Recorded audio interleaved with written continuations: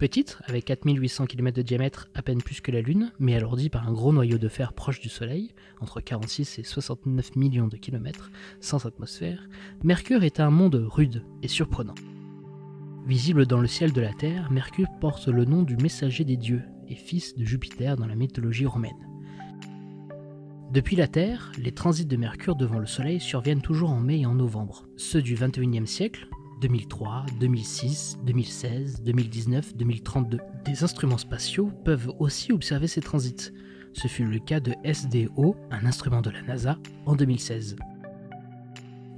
L'enfer. 6 mois durant, une face de Mercure est continuellement exposée au Soleil. Le sol est porté à 400 degrés Celsius.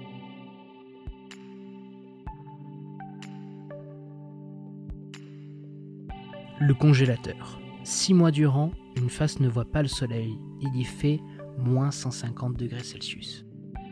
Proche du Soleil, Mercure va vite sur son orbite, bien plus que la Terre. Elle est difficile à atteindre. Un engin spatial venu de la Terre doit prendre suffisamment de vitesse, se placer devant Mercure et ralentir.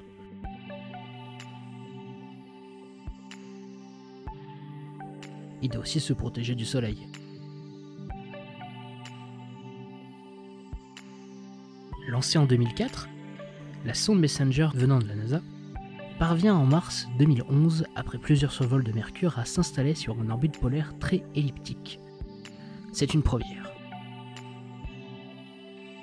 Messenger restera en orbite jusqu'en mars 2015 et finira par s'écraser à la surface de la planète.